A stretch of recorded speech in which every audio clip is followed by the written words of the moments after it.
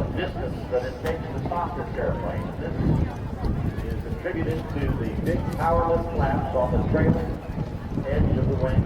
The leading edge flaps.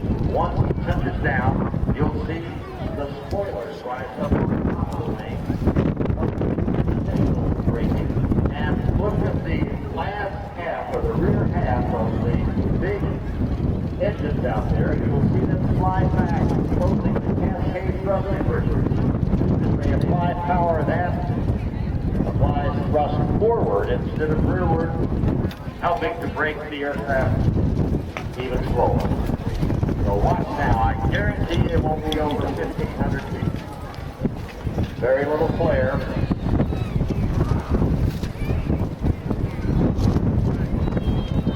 You can see the big power lift flaps, the slats on the leading edge. All right. Touchdown. Spoilers come up on top of the wing. You see the engine slide back. Thrust being provided in the forward thrust mode. And about 1,400 feet.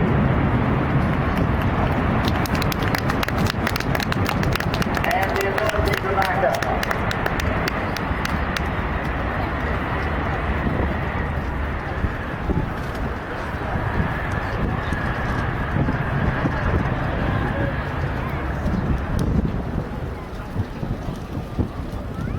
They are based here, they are taught here, and they are the best here. The C-17 crews from Altus Air Force Base.